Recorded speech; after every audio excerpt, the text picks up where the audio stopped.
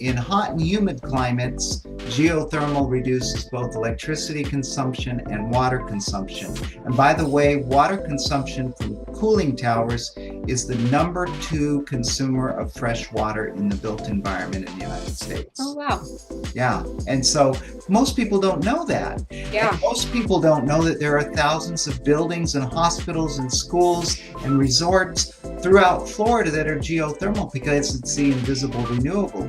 You can't see it, so nobody knows it.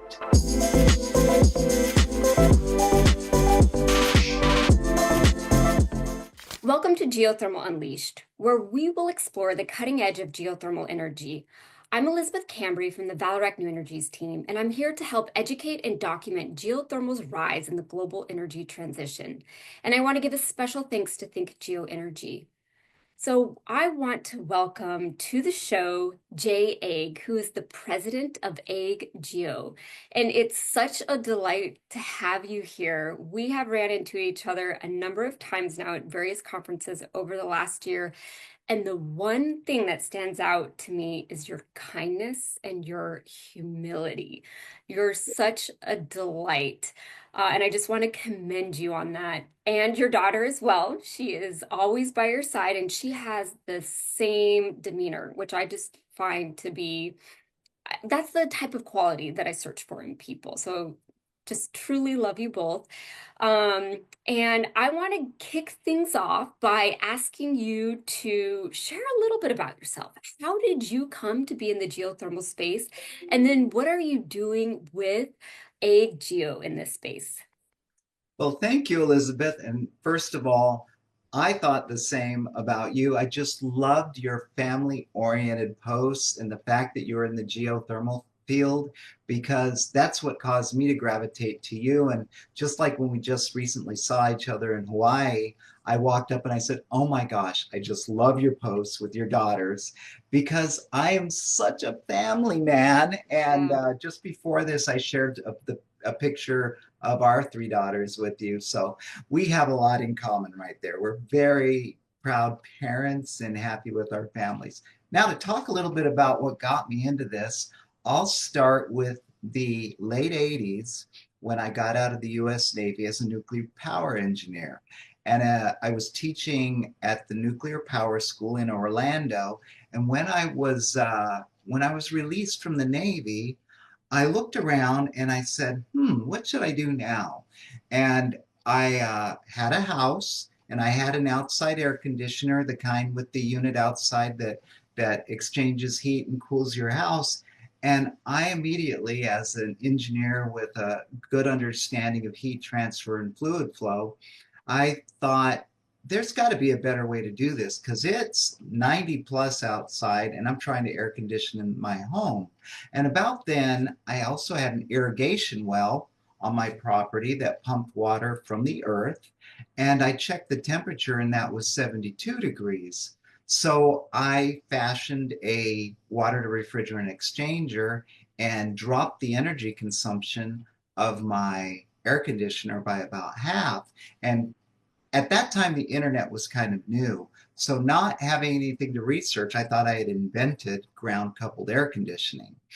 And come to find out a couple of months later, after I decided to start a company, an engineering and construction firm based on this, somebody told me, "Jay, there is an organization at Oklahoma State University called the International Ground Source Heat Pump Association that has a curriculum on this." So I Wow. immediately booked a trip there and got trained on everything they had at Oklahoma State University on the same technology. And then I had my firm foundation on which I started Egg Geo in 1990, founded on the principles of geothermal heating and cooling. Okay, I've got questions for you. Nice. Well, that's fascinating. You really don't hear a lot of people that went to school to specifically study geothermal. So I did see that and I thought that was pretty unique and interesting.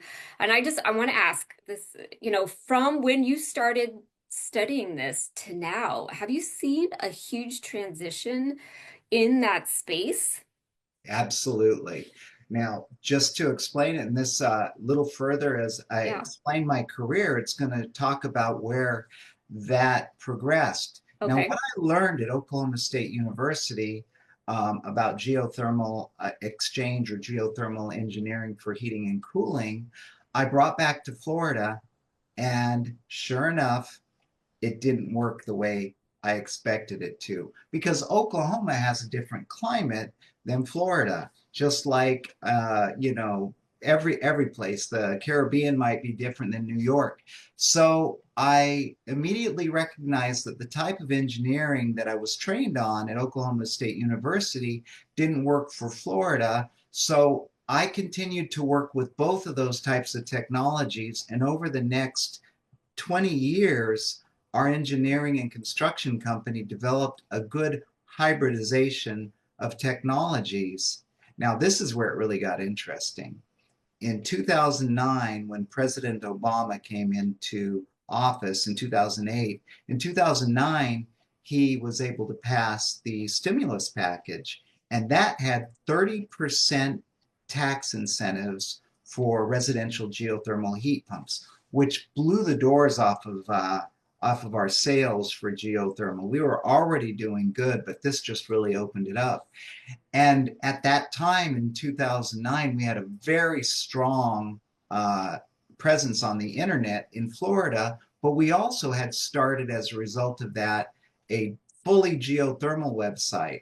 And that was only to attract people in Florida, but as you know, websites go everywhere. So the next thing that happened is I get a call from McGraw Hill, New York, to ask me to write a textbook on the technology.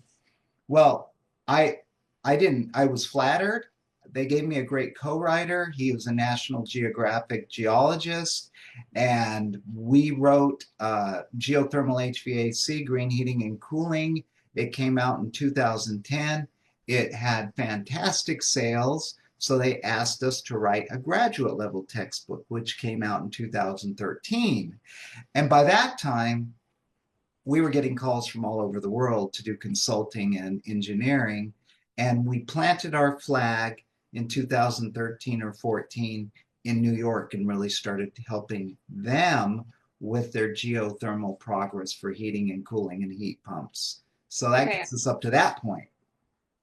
And I want to pause and I want to ask some questions based on some of the things that you said. Now, first, you said Florida was not the same as Oklahoma. I have been told that Florida is a targeted state for geothermal. Mm-hmm. It is. There it is, because there's two reasons why, and that I'll take a moment and differentiate what is good about hot climates for geothermal and what is good Okay. about cold climates. Now, in hot climates, the number one thing that geothermal can do for you, not only can it save energy, but it can save water because in your big buildings like hospitals and schools and shopping centers, they have something called cooling towers. And that's what they use to exhaust the heat from the buildings. And they do it through an evaporative process that uses a lot of fresh water. As just as anybody can imagine, if you have a fine mist blowing on you when it's hot outside the evaporation cools you better than the air itself. Well, for an example, in a school, an average elementary school, a cooling tower can go through 30,000 gallons of water a day, which is a lot of water. So the first thing it helps is reducing electric bills. The second thing it helps is reduction of water consumption. So in hot and humid climates, geothermal reduces both electricity consumption and water consumption. And by the way, water consumption from cooling towers is the number two consumer of fresh water in the built environment in the United Oh, States. wow.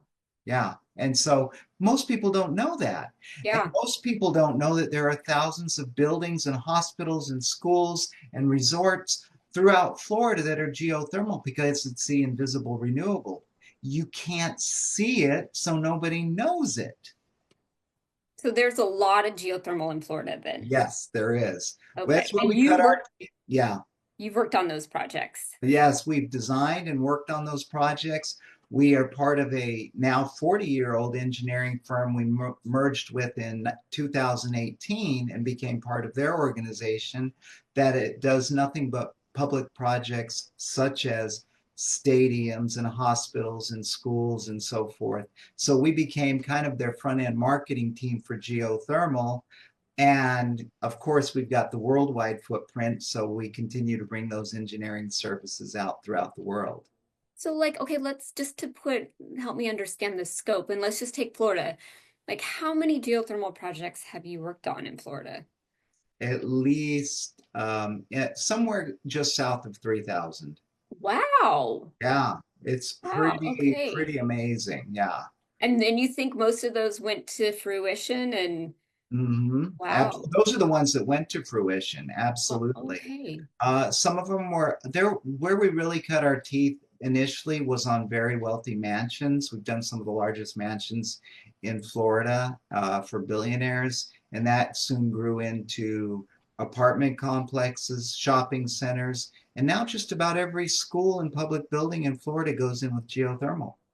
Wow, Yeah. that's interesting. And nobody Okay. knows it because it's so Nobody easy to do. knows. It's Wow. so easy to Okay. do.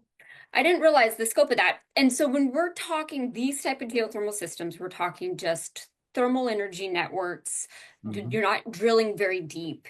You're No. going, okay, Oh, 100 to 300 feet. okay, okay. Yeah. And And then what about power generation or direct use? Do you think that's a target for Florida? no, I do not think it's a Okay, target for Florida because they don't need a lot of heat there. okay, But when you get north of the Mason-Dixon line in the United States, it is. So, what if there if we were on the Ring of Fire or where it was a good asset and we needed the electric power, it would be more of a focus there. Where it is becoming a focus in our spectrum is anywhere north of the Mason-Dixon line. We're starting to look at people, mostly data centers that are looking for deep geothermal electrical generation and so forth. Um, but it's not so much in your hot and humid climates. okay, You don't see a lot of. okay. So then when you look at Florida, are there any other surprising states that you've done a lot of projects like that in?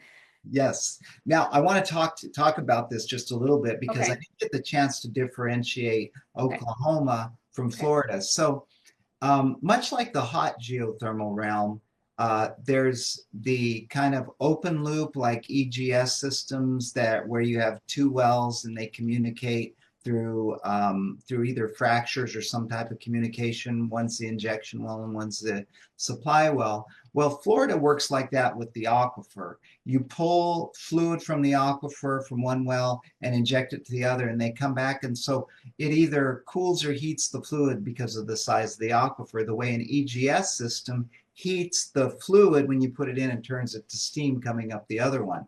So it's a similar process. You're using deep earth or shallow aquifers to do it. Now, in hot geothermal, there's the ever type of system that's closed loop. That's what they taught and engineered perfectly at Oklahoma State University. They designed a perfect system of closed loop pipes with a certain amount of borehole per ton of heat rejection or heat absorption that could be designed. The problem is with that, it works perfectly in communities that have four seasons, summer and winter, because in the summer you're rejecting heat to the ground, and in the winter you're pulling heat from the ground. So it balances out the energy. It's like all of that, like all of the heat that you take out of the earth in the wintertime to heat becomes a cold source for all of the cool you need for the summer. And it really makes those systems, those closed loop systems Yeah. that they design, very efficient. So the reason those don't work in Florida is because we're just pumping heat down in there all day, and you need a much larger area, or in other words, an aquifer to do that, not just a local closed loop area. Yeah. So anywhere north of the Mason-Dixon line in the United States, usually closed loop systems work. Still, when you get into the very big systems, a lot of those in New York and the upper Midwest, like Minnesota, we still use aquifer-based systems because they're into the thousands of tons and they reduce the first cost of those types of heating and cooling wells. Interesting. Okay. There is so much when you get into this, and that's why what makes our company very interesting. There's so much on the low temperature side, meaning the heat pump side, and then there's so much on the high temperature side. Few companies have bridged that gap between the two, and so we kind of have a wheelhouse that involves it all, and it is really hard to get your head around it. Most people, it's just, oh wow, I didn't know if they're in high temp, they didn't know all this about the low temp. If they're in low Right. temp, they don't know all this about the high temp. Yeah. Interesting. You know, my mom has got geothermal on her farm. So she's got, I think it's 47 wells that are Oh about yeah, 1,500 feet deep. So they've got multiple buildings. But you know what I learned? I went back for Thanksgiving and she said that they have not been running the geothermal system for heating, just cooling, because it's now cheaper because they also have ability to run off natural gas. That's yeah, cheaper. yep. So, and that's been the case for the last couple of years. They installed this back in 2010 or 11, maybe. Mhm. So I don't know if efficiency of these pumps has changed dramatically. Let me tell you something about that. Okay. That is one of the banes of the geothermal heat pump industry. Uh-huh. There is parity with natural gas costs being basically subsidized so much that they keep it down at the cost of what it would cost to heat with a high efficiency heat pump, such as a geothermal heat pump.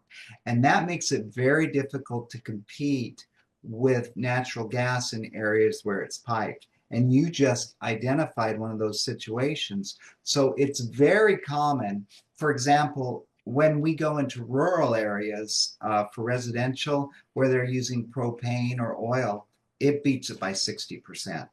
Mhm. Uh, but wherever there is piped natural gas, it's very difficult to compete. The best geothermal heat pumps can still beat the price of natural gas, but the price is subsidized or kept low enough that it makes it competitive because they want to sell natural gas. They've got the pipelines in Right. place, and the natural gas really isn't that expensive to the suppliers anyway. They just have to keep it moving. And that's a fact of life. It's a matter Right. of supply and demand. So then when you talked about incentives, I'm just curious, are there incentives now for residents to install geothermal? And have we seen like big booms over the last decade of certain parts of the decade where there's been more installations of geothermal systems? Yes, there is a big boom that just came with the federal IRA in Okay. 2022. So the federal IRA is better than the Obama Obama stimulus package in that the incentives for geothermal heat pumps go all the way through 2032, which is not true for wind and solar. Wind and solar are sunsetting, I think, at the end of 25.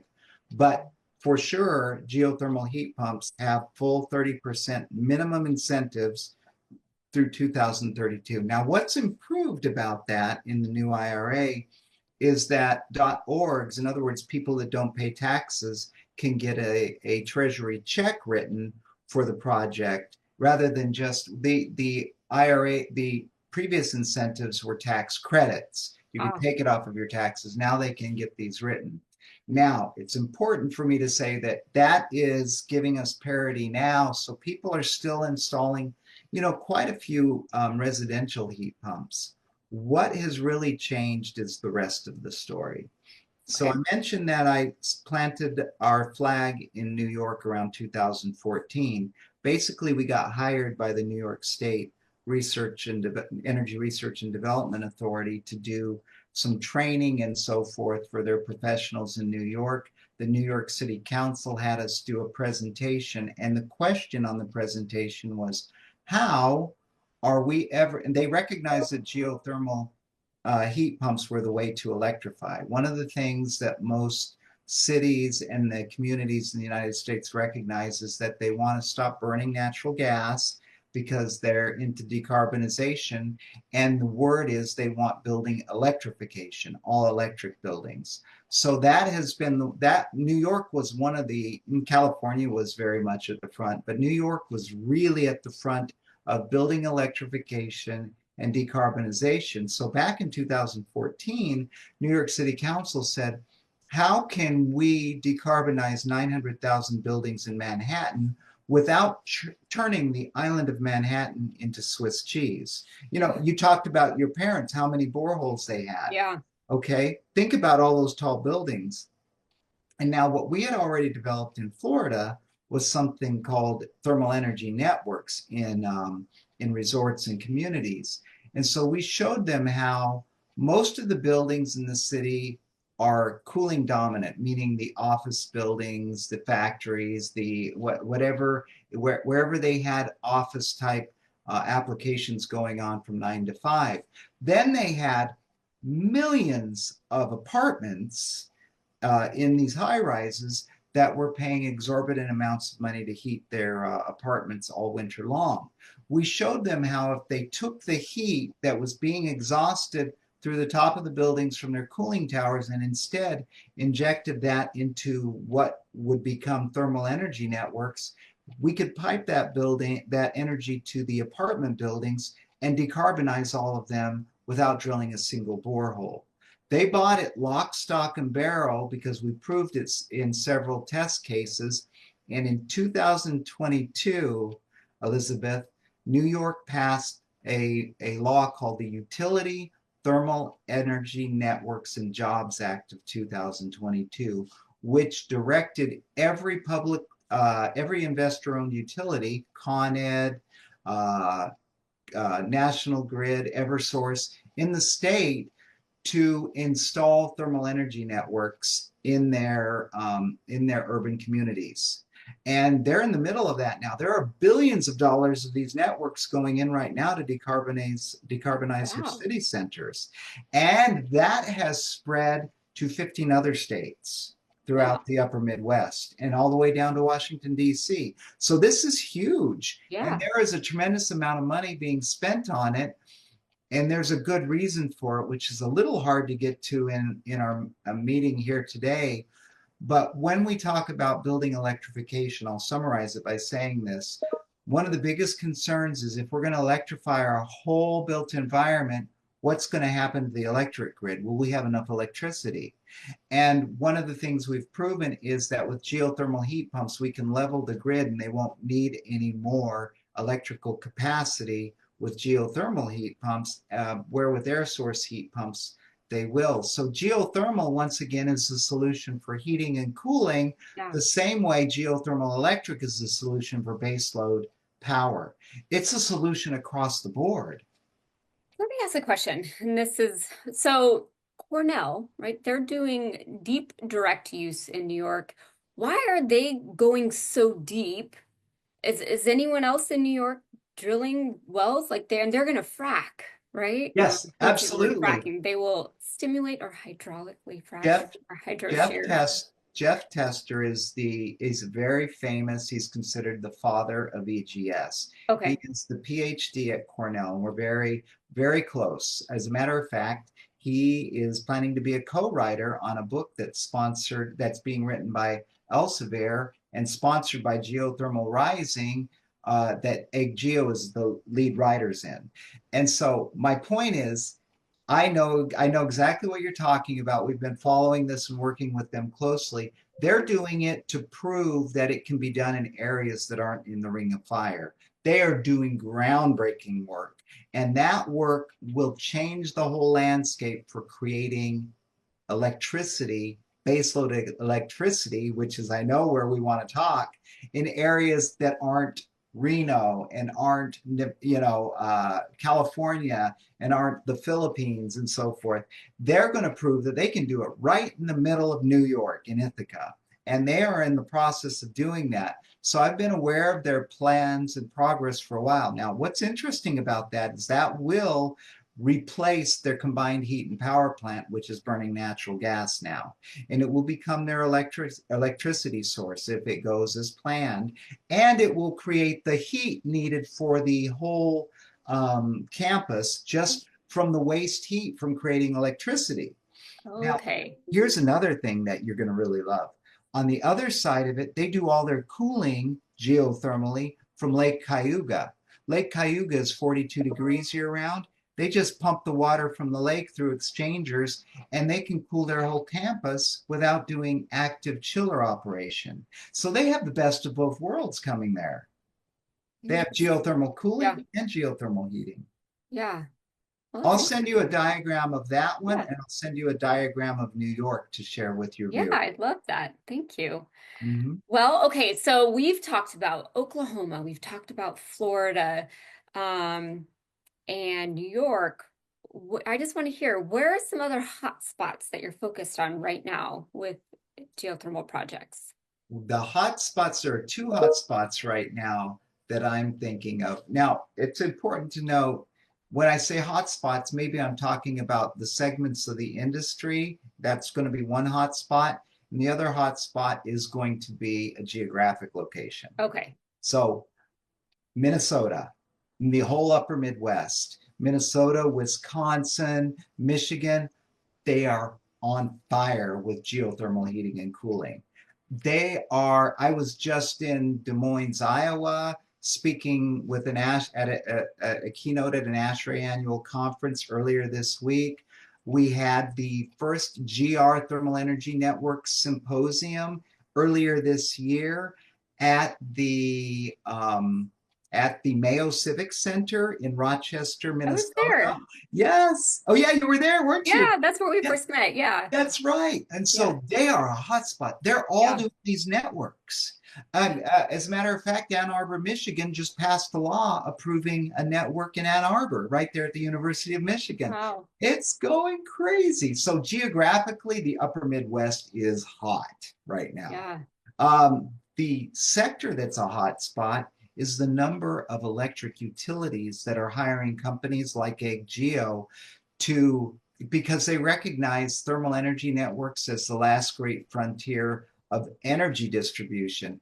They like selling energy, right? They can sell electric energy, they can sell gas energy, but now they're realizing they can monetize thermal energy by running this thermal energy pipeline around these cities that just is the source for geothermal heat pumps. And the real beauty of this, if you can imagine it, just compare it to how did people get water out in the first homesteads where they didn't have water? They drilled a well and they pumped water, right? And so eventually we got city water systems and they ran a pipe around and everybody just tapped into the pipe. That's what's happening different than what your parents' farm was like. Now these cities are running this geothermal pipe around. Now it's a utility. People don't have to pay any longer to drill their own boreholes. They just tap into it at the meter box. Let And me ask a question about this. So you said, New York didn't want to splice up their city like cheese. I don't know if that like was the Swiss analogy. cheese, yeah. Swiss cheese. How do you design a system though, so that in an existing city, so you don't have to have all this infrastructure of construction around the city? Is it There's easy to, no, it's not easy. It's kind of okay, like this. If you can imagine, one of the infrastructure bills is talking about the number of drinking water lines that need to be replaced because they're either failing or they have lead in them or yeah, something like that. So we have a painful next 30 years ahead of us in the United States infrastructure. A lot of our sewer lines and water lines need to be replaced.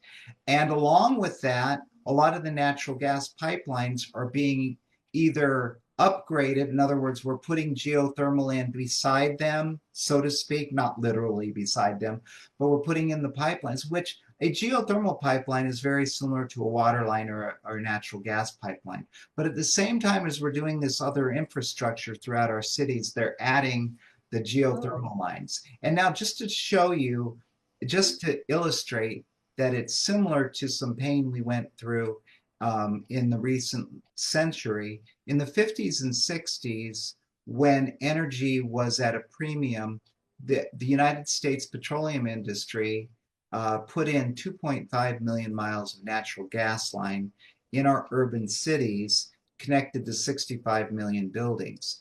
That is the task we have ahead of us now with geothermal. This is a real solution to decarbonizing. It doesn't mean natural gas is going away. It just means it's a supplement for it in most Sure. cases to give people that choice and that capability to do heating and cooling. But that has to happen. It's a painful truth. It's not easy to do it. We know we're doing it in New York right now, and just doing 6 blocks costs $250 million in infrastructure. It's not cheap, but it's going to be a lot more expensive to do later if we don't do it now while the federal government is subsidizing it. Okay, I've got a question that I want to Yes. ask. So I want to ask what in my city where I live is Houston. Do you see any geothermal projects in Houston? You know, one of my good associates down there it runs an engineering firm, and almost all the schools in you would be surprised. I could send you a list. There are at least 120 public schools in the last 10 years that have gone geothermal. No, in But Houston? yeah, oh, I'm just saying in Texas. I don't Oh, know how many in wow. Houston. I'd have to look at it. But Okay. Don Penn, two N's at the end, you can look him up on Yeah. LinkedIn, is the principal of the company, and he's been in geothermal as long as I have. He is a local Texas engineering great, very recognized throughout the United States. He has done countless schools there, plus throughout, and other commercial projects, plus throughout the whole country. And he has done quite a few of them. The thing is, yes, there are pockets of residential. As a matter of fact, in Whisper Valley outside of Austin, there's a whole neighborhood that's geothermal. Wow. And I could send you, I'm going to make a note so I don't forget. Yeah, go I'm for doing it. Austin. I'm going to send you something on Austin as well Okay. as Don Penn. And I'm going to send you something, as I said, on New York and on Okay. a couple of other things. But I want you to have some of these illustrations. But there Yeah. are a lot, but I don't know. I see the infrastructure for cities lagging, as we say, south of the Mason-Dixon line. They're much more feasible. Well, let me put it like this: they're much more balanced above the where you have Okay. a bigger heating season, because that heating season can be offset by all the cooling dominant buildings. Not to Got say it. it won't eventually get everywhere, but the focus is more on north of the Mason-Dixon line right now. That's fascinating. All Mhm. right, I want to turn now and tell you that I have this little mentoring group and every week we talk about a different career. So I took one week. This is for my daughters and their peers. They're ages 8 to 12. And there was a week where I decided I would talk about geothermal to these girls. So I went online and I was like, I need to educate them. I need to find some materials. And I, lo and behold, came across some material that you had put together. And that's what I used to talk to the girls about geothermal. And it was exactly what I was looking for. How did you come into creating such content? That I'm so glad you asked that. I'm so glad you found that. That means Yeah. so much to me. Yes, we have a kids corner, and we're very focused on that. And how that came about is we, as consultants, have done a lot of crazy things that you would never know about, but you asked about it, so I'm going to tell you. Bosch, the car electronics company that makes spark plugs, decided to enter the heat pump market in the early 2010s. And they hired Egg Geo as a subject matter expert to help them uh, introduce and properly design their geothermal heat pump line. So they did that, and we worked with them for 3 years. And as part of that, they wanted to create some kids material. And when we got done, it was as much, we helped write it, so it's as much ours as theirs. So we put it on our website, and that's something we got as collateral benefit out of a marketing campaign with Bosch Thermotechnology, which is now one of the biggest air conditioning and heating companies in the world. They just did a $7 billion acquisition of another company. So they're a major influence in geothermal as well as air source heat pumps in the US. But that's how we got it. And then we've continued to use the same artists to develop more and more kid-like presentations, because between you and me, and now everybody who listens, we have found our niche is educating to a fifth grade level because everybody's comfortable with that. Plenty of color, plenty of pictures, a few lines of text, and you don't lose people. Not these blah, blah, blah. It's people want to see how it works. They want to see arrows moving and they go, oh. And so we've continued to do that. And now we have a huge education division. We're doing educational resources for universities, we did an entire program for the State University of New York, and we continue to develop that with our textbooks and development of these technologies. And thank you so much for that, because it Yeah. means the world to me that somebody once again used those resources. That's what they're there for. Did they use the coloring or the descriptions or the puzzles or Yeah. what? I mean, I took, I think there's like 20 slides that I had. It walked through everything. It was a story. It was fabulous. And, it saved me from having to, I could never create the content. Thank you But so it's much. needed. I mean, this is something that is needed. And I think you're right. Targeting fifth grader, that's one of my oldest daughters in fifth grade. Targeting that age, or having content that's for that age level, I think is a smart move. And when you speak to legislators, quite honestly, Elizabeth, they're political science majors. Yeah, Their engineering level is, very remedial. You want to have content that makes sense to 100%. everybody. Yeah, And then they don't feel like you're talking down to them. People love that.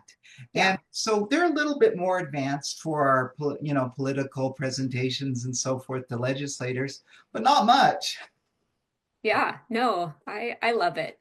Well, Jay, we're out of time and I could just keep going on and on. I learned a lot of new things today that I did not know about geothermal. So we're going to have additional conversations because I'm sure there's so much more that I could learn and the listeners can learn as well. But I want to thank you, and I want to thank all of our listeners for joining us on this episode of Geothermal Unleashed. I hope today's discussion has sparked new insights and deepened your understanding of the geothermal industry's incredible potential. Until next time, keep pushing the boundaries of what's possible, and let's continue working together to unleash the full potential of geothermal.